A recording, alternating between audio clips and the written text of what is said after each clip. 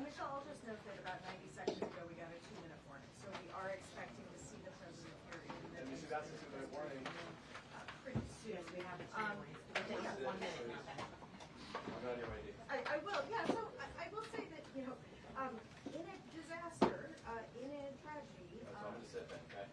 leaders rise above whatever else they might be arguing about or disagreeing over. We saw this out in California with the wildfires, even though there were dramatic disagreements about even the facts of why water was unavailable. You still saw the president and members of Congress from opposing parties agreeing that they wanted to work together and do everything they could to help the people who have been affected by those fires. But we have the same thing here, where there are multiple jurisdictions in what we call the DMV, D.C., Maryland, and Virginia, federal government, the D.C. government, Virginia, Maryland. They were all involved in search and rescue efforts and ultimately now recovery efforts, and working together. You had senators from, Republican senators from Kansas at the same press conference as Democratic senators from Virginia, and so coming together around this, and we're expecting President Trump to come into this room and deliver a message to the American people as the President of the United States, the President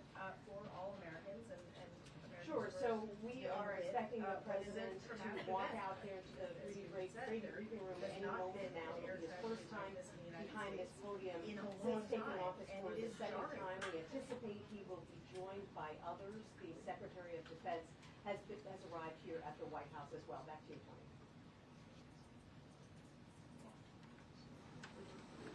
And the door is open. He is welcome. Mr. President, welcome. Thank you very much. Thank you.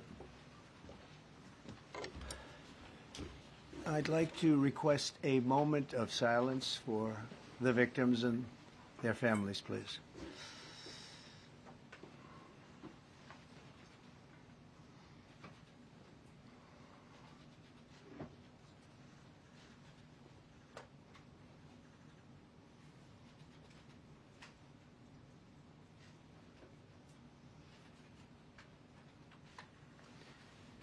Thank you very much.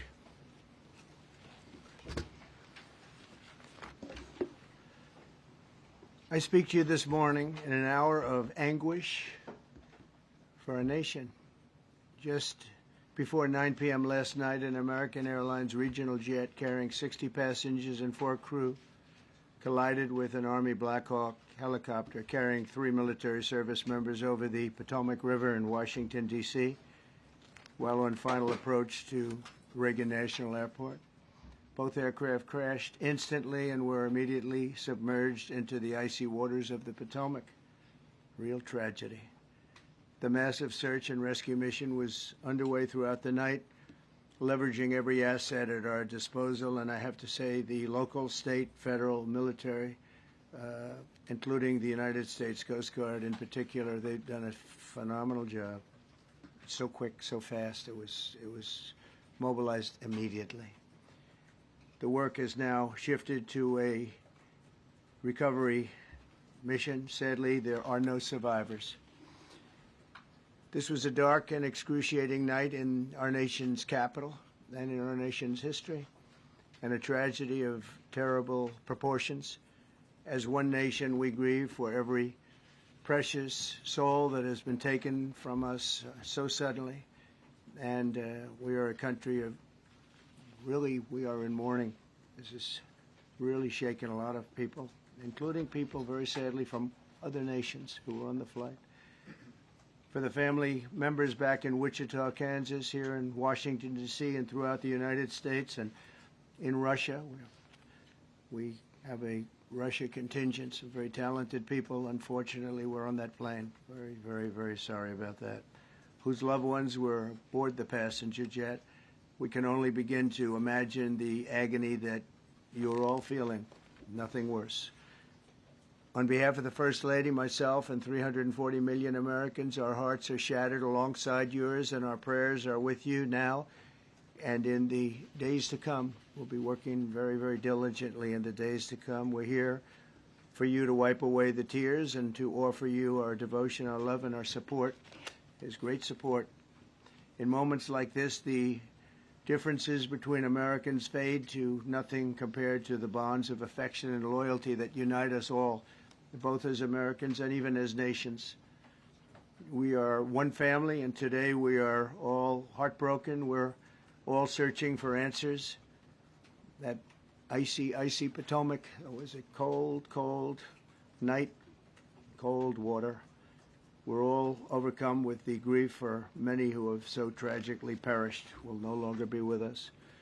Together we take solace in the knowledge that their journey ended not in the cold waters of the Potomac, but in the warm embrace of a loving God. We do not know what led to this crash, but we have some very strong opinions and ideas, and I think we'll probably state those opinions now. Because over the years I've watched as things like this happen, and they say, well, we're always investigating, and then the investigation 3 years later, they announce it. We think we have some pretty good ideas.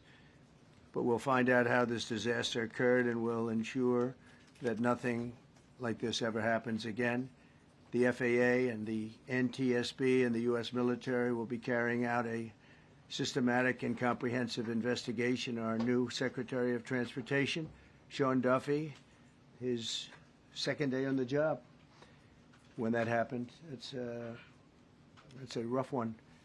We'll be working tirelessly. He's a great gentleman. The whole group these are great people, and they are working tirelessly to figure out exactly what happened. We will state certain opinions, however. I'm also immediately appointing an acting commissioner to the FAA, Christopher Rocheleau, a 22-year veteran of the agency, highly respected.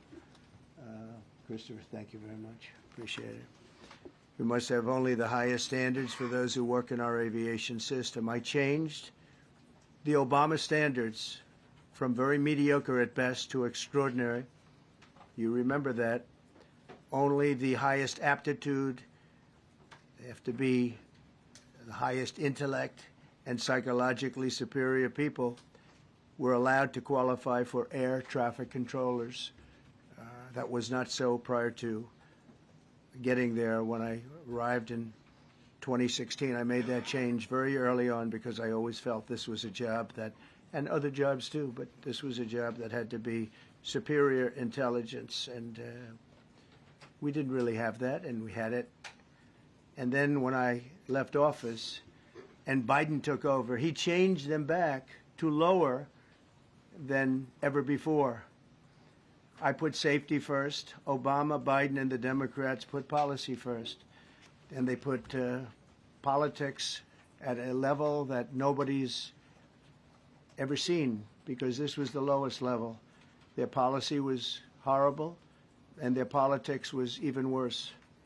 So as you know, last week, long before the crash, I signed an executive order restoring our highest standards for air traffic controllers and other important jobs throughout the country. So it was very interesting. About a week ago, almost upon entering office, I signed something last week that was an executive order, very powerful, on restoring the highest standards of air traffic controllers and others, by the way. Then my administration will set the highest possible bar for aviation safety. We have to have our smartest people. It doesn't matter what they look like, how they speak, who they are. It matters intellect, talent, the word talent. They have to be talented, naturally talented geniuses. You can't have regular people doing that job. They won't be able to do it. But we'll restore faith in American air travel. I'll have more to say about that. I do want to point out that various articles that appeared prior to my entering office, and here's one. The FAA's diversity push includes focus on hiring people with severe intellectual and psychiatric disabilities. That is amazing. And then it says FAA says people with severe disabilities are most underrepresented segment of the workforce, and they want them in, and they want them, they can be air traffic controllers. I don't think so. This was in January 14th, so that was a week before I entered office. They put a big push to put diversity into the FAA's program. Then another article, the Federal Aviation Administration, this was before I got to office recently, second term. The FAA is actively recruiting workers who suffer severe intellectual disabilities, psychiatric problems, and other mental and physical conditions under a diversity and inclusion hiring initiative spelled out on the agency's website. Can you imagine? These are people that are, I mean, actually their lives are shortened because of the stress that they have. Brilliant people have to be in those positions, and their lives are actually shortened, very substantially shortened because of the stress, where you have many, many planes coming into one target, and you need a very special talent and a very special genius to be able to do it. Targeted disabilities are those disabilities that the federal government, as a matter of policy, has identified for special emphasis in recruitment and hiring. The FAA's website states they include hearing, vision, missing extremities, partial paralysis, complete paralysis, epilepsy, severe intellectual disability, psychiatric disability, and dwarfism all qualify for the position of a controller of airplanes pouring into our country, pouring into a little spot, a little dot on the map, a little runway. The initiative is part of the FAA's Diversity and Inclusion Hiring Plan. Think of that. The initiative is part of the FAA's Diversity and Inclusion Hiring Plan, which says diversity is integral to achieving FAA's mission of ensuring safe and efficient travel. I don't think so. I think it's just the opposite. The FAA website shows that the agency's guidance on diversity hiring were last updated on March 23rd of 22. They wanted to make it even more so. And then I came in, and I assume maybe this is the reason. The FAA, which is overseen by Secretary Pete Buttigieg, a real winner. That guy's a real winner. Do you know how badly everything's run since he's run this Department of Transportation? He's a disaster. He was a disaster as a mayor. He ran his city into the ground, and he's a disaster now. He's just got a good line of bullshit. The Department of Transportation is government agency charged with regulating civil aviation. Well, he runs it, 45,000 people, and he's run it right into the ground with his diversity. So I had to say that it's terrible. Then it's a group within the FAA, another story, determined that the workforce was too white, that they had concerted efforts to get the administration to change that and to change it immediately. This was in the Obama administration just prior to my getting there.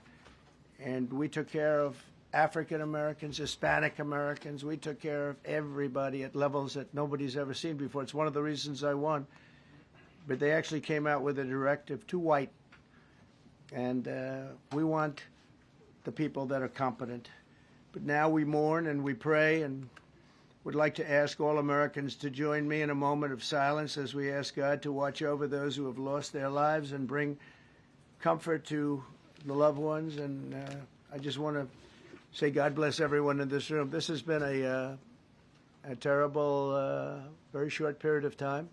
We'll get to the bottom of it. So we all saw the same thing. We've seen it many times. I've had the honor of hearing tapes. Tapes are scary, very scary tapes. You had a airliner coming in, American Airlines. He was doing everything right. He was on track. He was the same track as everybody else. They came in. It's probably the same track as they've had for 25 years or more. He's coming in the path. And for some reason, he had a helicopter that was at the same height, obviously when they hit, but pretty much the same height, and going at an angle that was unbelievably bad. When the air traffic controller said, "Do you see?" You know, he was talking about, "Do you see him?" But there was very little time left when that was stated.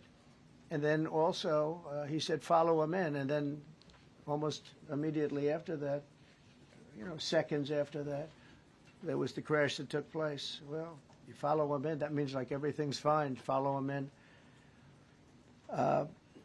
you had a pilot problem from the standpoint of the helicopter. I mean, because it was visual. It was a very clear night.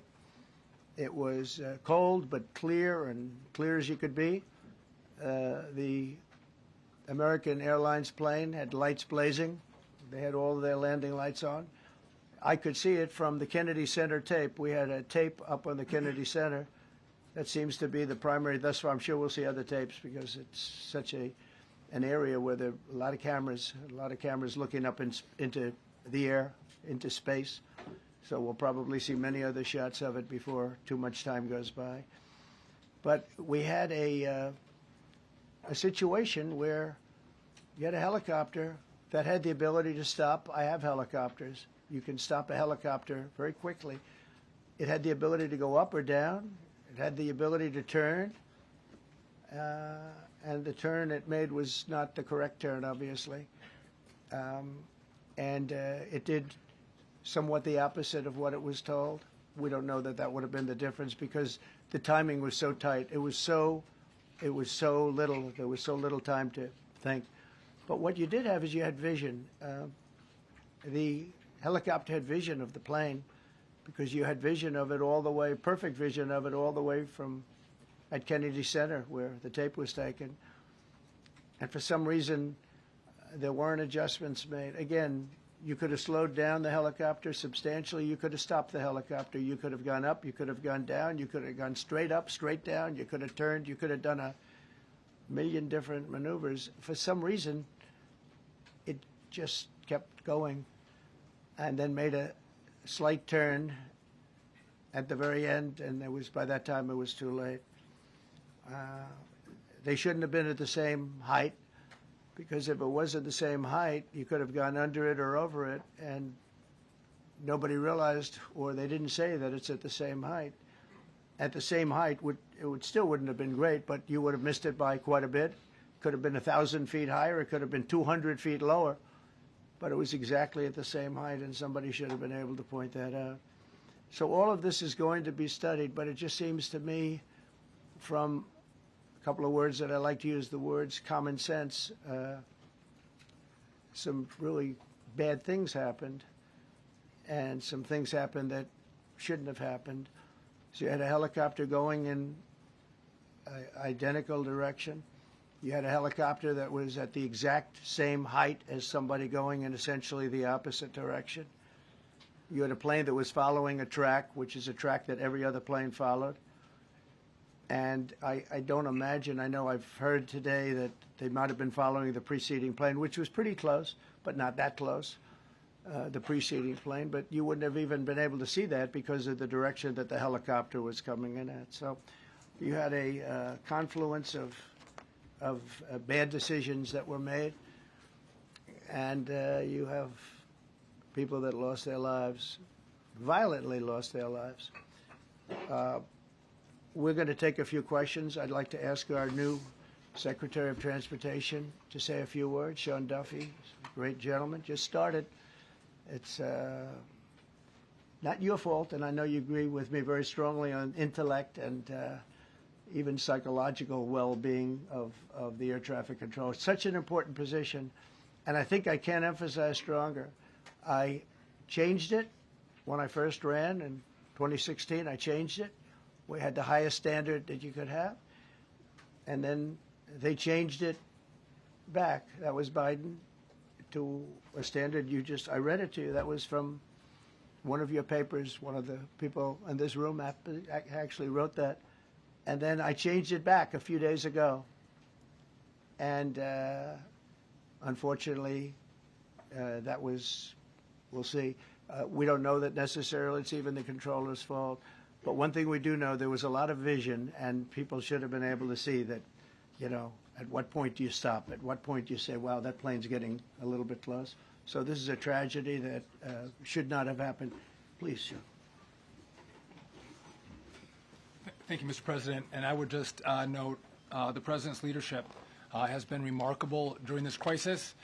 We've had a whole of government response, local, state, federal, and when you see that kind of cooperation, it begins with the leadership in this body. So thank you for that, Mr. President. You make our jobs a lot easier. You made an important point that when we deal with safety, we can only accept the best and the brightest in positions of safety that impact the lives of our loved ones, our family members.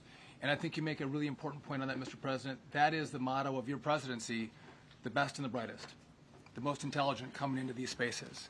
I want to take a moment and extend my condolences to the families of the loved ones. We commit to them that we are going to get to the bottom of this investigation, not in 3 years, not in 4 years, but as quickly as possible with the NTSB, who is here today, as well as the FAA. What happened yesterday shouldn't have happened. It should not have happened. And when Americans take off in airplanes, they should expect to land at their destination. That didn't happen yesterday. That's not acceptable. And so we will not accept excuses.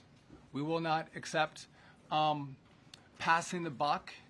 We are going to take responsibility at the Department of Transportation and the FAA to make sure we have the reforms that have been dictated by President Trump in place to make sure that these mistakes do not happen again. And again, I want to thank you for your leadership, Mr. President, and I appreciate the confidence you placed in me. Thank you. Pete, would you like to say something? Well, thank you, Mr. President.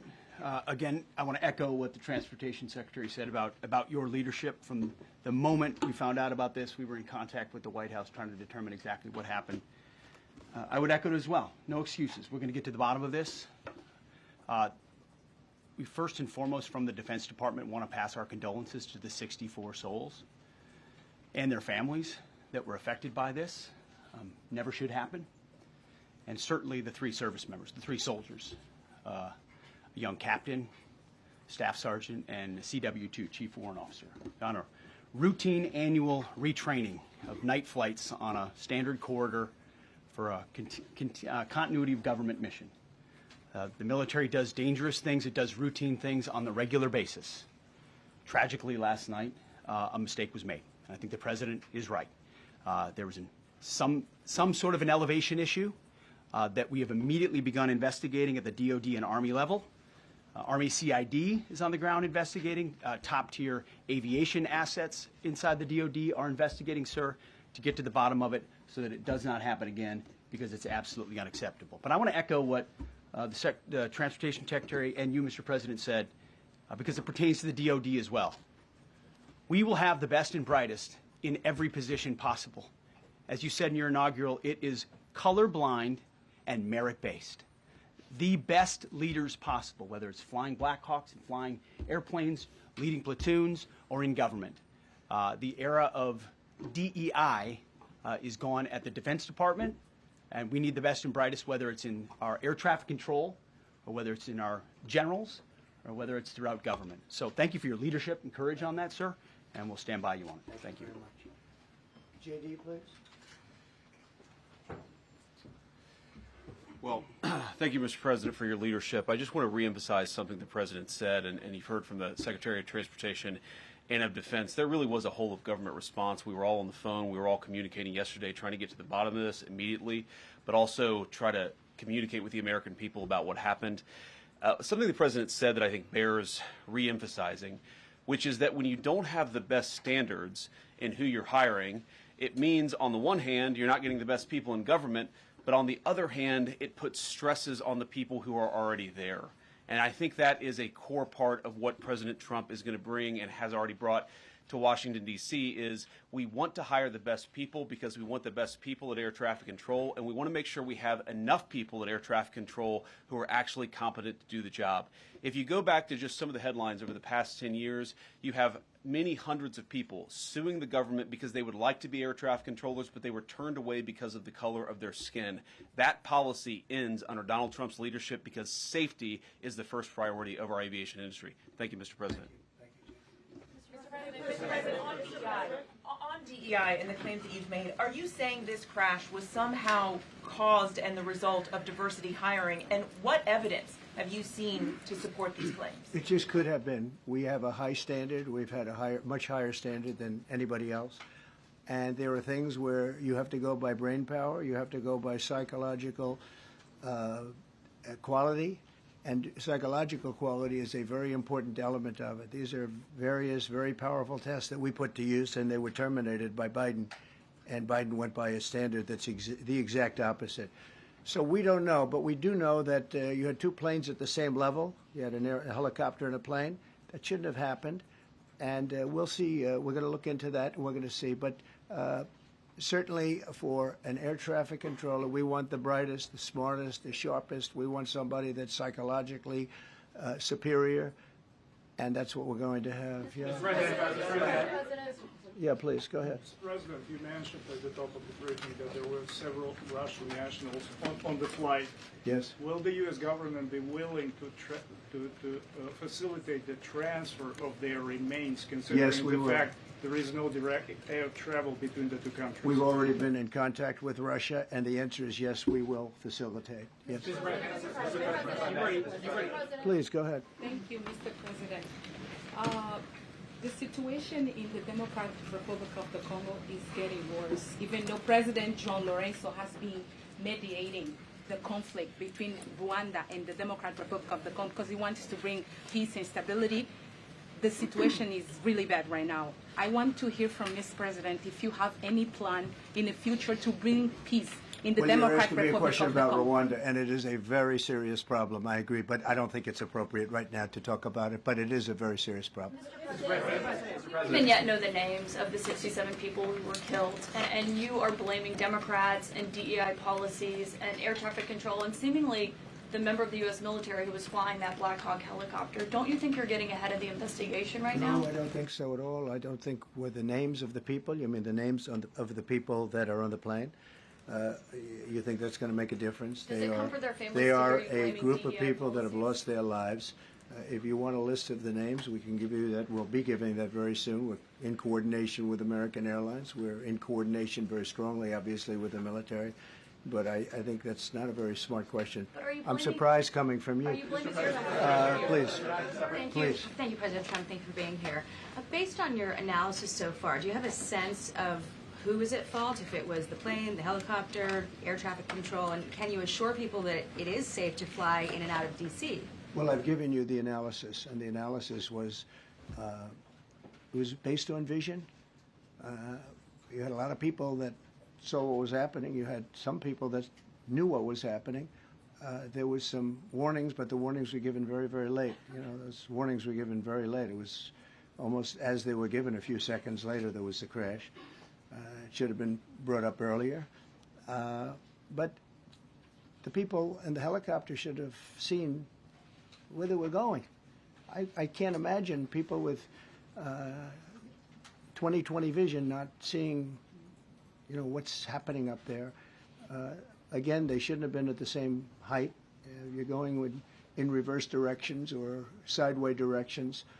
Obviously, you want to be at different heights. I see it all the time when I'm flying. You have planes going in the opposite. They're always lower. We're higher. So if somehow there's a screw-up, there's not going to be a tragedy. It'll be close, but you know, there's never going to be a tragedy if you're at a different elevation. For whatever reason, they were at the same elevation. And also, from the American Airlines standard, he's along the track that every plane is along. You say, what was a helicopter doing in that track? It's very sad. But visually, somebody should have been able to see and taken that helicopter out of play, and they should have been at a different height. Thank you, sir. You mentioned the Russians that were on board that plane. What other nationalities were on board that passenger? There were a couple of others. We're going to be announcing it in about an hour. We have some very specific information. We're calling the countries. We've spoken to most of them, but there were some other countries represented. Mr. President, have you spoken to President Putin? I have not, no. Mr. President, not about this. On your executive order, you've already issued an executive order. You say will restore aviation safety. Right. This crash happened after that. Was the executive order successful, and what more needs to change to keep people safe? Well, you know, we issued it 3 days ago, and we're in the process of making those changes. This is something that should have been done a long time ago. Actually, my original order should have never been changed, and I think maybe you wouldn't have had this problem. Maybe. Yeah, please, go yes, ahead. thank you. We see like everyday life that very often those diversity hires cause sometimes issues, as you just mentioned. So what plan do you have? Are we going to see some fire? Are you going to fire some of those diversity hires in the federal government? What plan do you have? I would say the answer is yes. If we find that people aren't mentally competent, you see the language. The language is put out by them. And if you see that, I'm not going to bore you by reading it again, but these are not people that should be doing this particular job. They'd be very good for certain jobs, but not people that should be doing this particular job. Mr. President, you have today blamed the diversity elements, but then told us that you weren't sure that the controllers made any mistake. You then said perhaps the helicopter pilots were the ones who made the mistake. It's all under investigation. I understand that. That's why I'm trying to figure out how you can come to the conclusion right now that diversity had something to do with this crash. Because I have common sense, okay? And unfortunately, a lot of people don't. We want brilliant people doing this. This is a major chess game at the highest level. When you have 60 planes coming in during a short period of time, and they're all coming in different directions, and you're dealing with very high-level computer work and very complex computers. And one of the other things I will tell you is that the systems that were built, I was going to rebuild the entire system, and then we had an election that didn't turn out the way it should have. But they didn't build the systems properly. They spent a lot of money renovating a system, spending much more money than they would have spent if they bought a new system for air traffic controllers, meaning the computerized systems. There are certain companies that do a very good job. They didn't use those companies. They used companies that should not have been doing it. No, I think it's very important to understand that for some jobs, and not only this, but air traffic controllers, they have to be at the highest level of genius. Okay.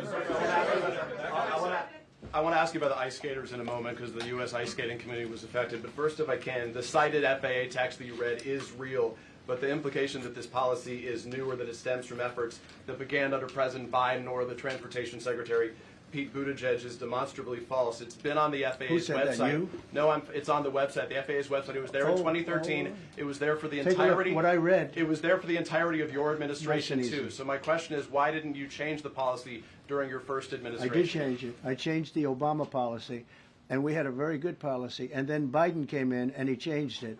And then when I came in 3 days ago, I signed a new order bringing it to the highest level of intelligence. Okay. It was on the website. Please. Quiet. Thank you, Mr. Welcome back to the. I'm sorry. You mentioned that a vision was probably the problem that was at issue in this crash. There's been some reports that one of the pilots in a helicopter may have been using night vision equipment. Was there any indication? I heard that. We don't know. We're going to know that pretty soon. It may change your view plane if you do have the night vision. So it's very possible that could have happened. That would be maybe a reason why you wouldn't actually see as well as on a clear night. You can see sometimes better without it. I have a couple of more. Mr. President, is it helpful to have your Secretary of Transportation confirmed, and does this intensify your interest in getting other nominees confirmed quickly? Go to what? Is it helpful to have your Secretary of Transportation confirmed, and does this intensify your interest in getting other nominees confirmed quickly as well? Well, sure. We want fast confirmations, and the Democrats, as you know, are doing everything they can to delay them. They've taken too long. We're struggling to get very good people that everybody knows are going to be confirmed, but we're struggling to get them out faster. We want them out faster. It's a good question, actually. We've been pushing Sean. Everyone knows Sean for a long time. He got many, many Democrat votes, but they want to take as long as they can. They ask questions like some of the questions that Peter would ask that were totally irrelevant and not very good questions, but they want to just keep it going. They want to keep it going as long as possible. I was very honored, actually, that you got so many Democrat votes. That was really good. That was really good. When I try to meet with the families, and second question, is it your impression that military training that was done during that time? The what? The training that the helicopter was involved in. Is it anything you can tell us about You that? don't know. These are the things that will come up with the investigation. You don't know. But the helicopter obviously was in the wrong place at the wrong time, and a tragedy occurred. Please. Thank you, Mr. President. I've got a question about the... No, go ahead, please. Thank you, Mr. President. You've been critical of the current regulations, and you've called for big reforms at FAA. I'm curious, sir, I made the reforms, actually. What is your message? 3 days ago, I made them. Yes, sir. What is your message then to the American public in the weeks and months ahead? Should they feel hesitant to fly? And if you could clarify perhaps something that the Defense Secretary said when he said that this helicopter was on a continuity of government mission? I don't know what that refers to, but they were practicing. They do that. They call it practicing, and they were, and that's something that should be done. It's only continuity in the sense that we want to have very good people, and that has to be in continuity, and that's what they refer to. But it was basically practice, and it was a practice that worked out very, very badly. Okay.